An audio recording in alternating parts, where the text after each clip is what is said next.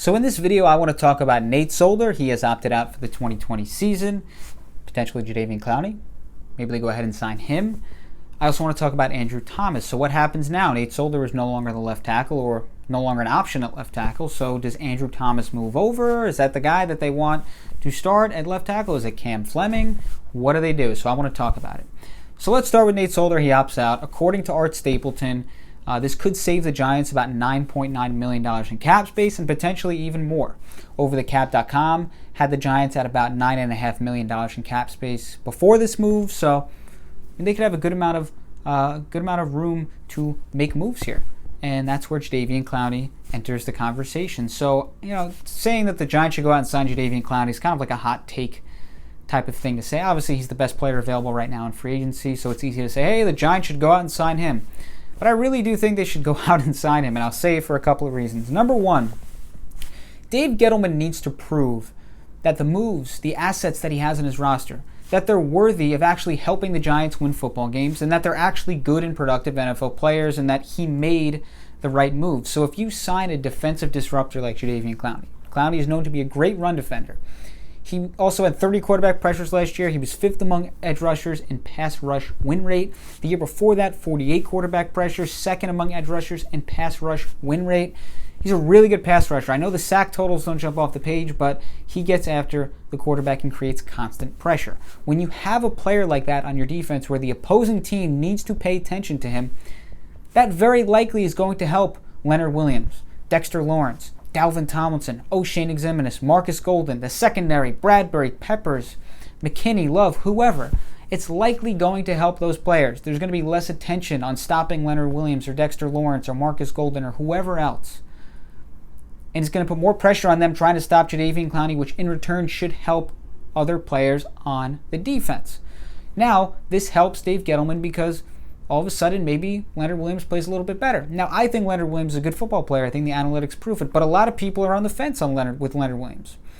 He needs to prove that Dexter Lawrence was worthy of being a first-round pick and that O'Shane Eximinus was worthy of being taken in the 3rd round and Lorenzo Carter and signing James Bradbury and McKinney in the 2nd round and Peppers in the Odell trade. He needs to prove that these guys are 100% moving forward going to help the Giants win football games and that they are reliable, productive NFL players. So when you get a player, if you bring in a player like Clowney, like I said, there's a good chance that those players are probably going to play better. There's going to be less attention on those players, less pressure on those players to perform, and it should make them more productive players. Again, most likely. So that's one reason. Another reason would be this whole COVID situation. Nobody knows what's going to happen. We're seeing it in baseball where a player tests positive, and even if it's it's a false positive and it was a test where he wasn't actually positive and it was a mistake or whatever, we're still seeing a little bit of delay. The player doesn't show up for a couple days, this and that.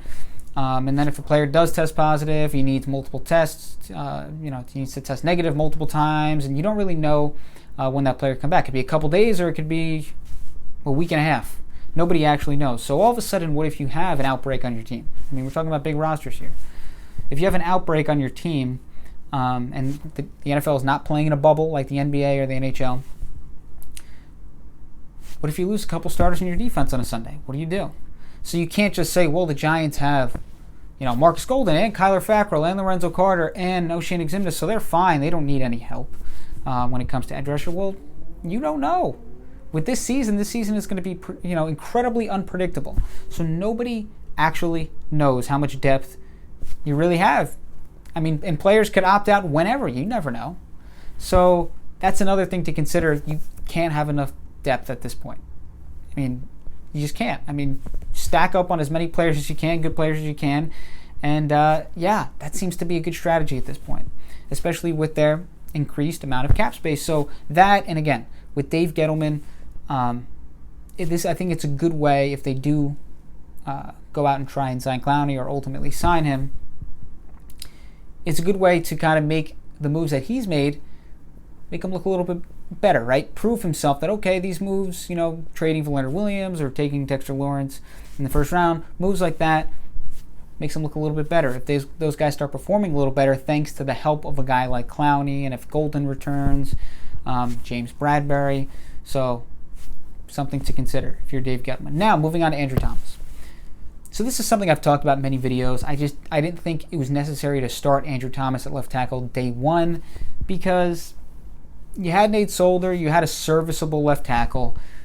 Andrew Thomas is the 4th overall pick. There's high expectations. People want him to be the franchise left tackle for the next 10 years. Those are lofty expectations. So to have a guy step in day one and try and be the franchise left tackle, if he struggles right away, people are going to get on him. It's a position where, like I said, when it comes to the offensive line, it's one of those thankless jobs where if you give up a sack or two, you had a terrible game. As opposed to a wide receiver where you can drop a ton of passes, but also if you catch 60 passes and 8 touchdowns and as a rookie, you're going to be like, wow, that was a good year. But if even if he dropped 12 passes that year and struggled here and there, but if they end the season with 60 catches and 8 touchdowns, you're going to say, wow, solid, productive rookie year. You're going to remember the touchdowns. You're going to remember the catches and the 15 to 20 yard gain. Same thing with like an edge rusher. I brought this example up in one video. Chase Young, let's just say he's a terrible run defender, right? Let's just say he's on film, he looks atrocious and analytically he's just missing tackles left and right, and his missed tackle percentage is through the roof. But if he ends the year with 9 sacks, you're going to look back and say, well, that was a pretty productive year. He did pretty well, 9 sacks.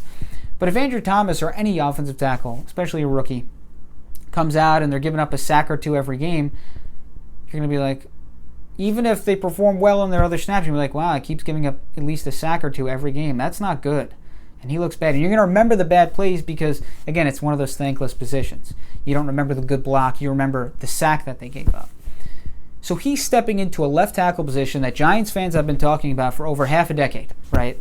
It's been talked about for 5, 6, 7 plus years how the Giants need to find their left tackle, especially just offensive line in general. They need to improve their offensive line. There's a lot of pressure on Andrew Thomas right now to step in and play left tackle day one.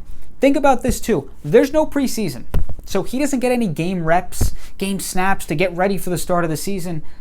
Normally he would get 4 preseason games to, get huddled. You have game situations, opposing team that's actually trying to sack your quarterback instead of a practice where, a guy rushes the passer but he can't touch the quarterback.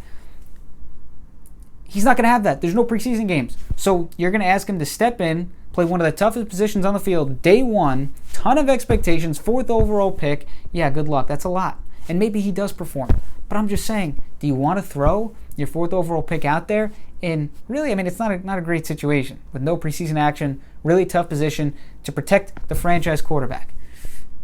That could go very bad. That could be really, really bad. And maybe it's not. Maybe it turns out to be great. Maybe he becomes great right away. All I'm saying is I don't see a reason to rush him. And for all the people who are telling me, well, left tackle and right tackle are basically the same thing, so I don't know why you would want him to start at right tackle. Well, you're probably the same person who's been saying for months that Andrew Thomas is the left tackle of the future. Why do you keep referring to his position as being the left tackle of the future? Because you know that people hold the left tackle position in high regard. It's the blindside protector, right? Everybody understands the importance of a left tackle. Let's not act like, playing left tackle is an easy position. It's the same as right tackle. It's not. There's different expectations, okay? And being that blindside protector, it's known to be a tougher position.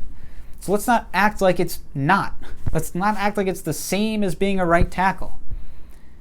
So that's my thing. I would start Cam Fleming for the first couple of weeks at left tackle. I know people don't love that idea, but I would. I would let Andrew Thomas get his feet wet, get him in game action. Right tackle is not, the spotlight is not going to be as bright on right tackle. Let's just be honest here. It's not. There's still going to be a spotlight. He's the 4th overall pick. People are going to want to see him perform. But it's not the same as left tackle. Let's be honest here. At the end of the day, Andrew Thomas, for me, would start at right tackle first and then move over when he's ready. And maybe the first couple weeks, like I said, just get him used to NFL game action. And then when he's ready, move him over. Because, look, players lose confidence. That's a thing, right? I know I talk a lot about analytics.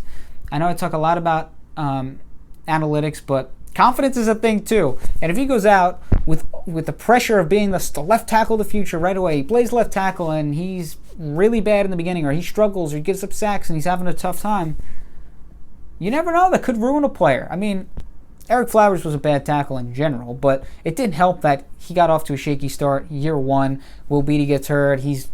Flowers jumps in at left tackle right away when he wasn't ready, and his confidence was ruined. And then he went to Washington and he played fairly well. He was a different position. He did play guard, but he got a nice contract from the Miami Dolphins. So all I'm saying is I would probably start him at right tackle. Cam Fleming, first couple of games. Let Andrew Thomas get used to the NFL, get used to the games, get used to the huddles, the game situations, and then move him over when he's ready. That's all. Look, he was drafted to be a left tackle. You're right. I know everybody says that. Well, he was drafted to be a left tackle, so why not play him there right away? He's going to be the left tackle eventually, obviously. That's what he was drafted, fourth overall for. But move him over when he is 100% ready to be there, because it's not an easy position. There's a lot of expectations, a lot of pressure. So that's all I got. Vince Rapsardi, BigBlueUnbiased.com. You can follow me on Twitter at Vince Rapsardi. I have a podcast, the Big Blue Unbiased Podcast. Take a listen. Again, thanks again for watching. Vincent Rapsardi, BigBlueUnbiased.com.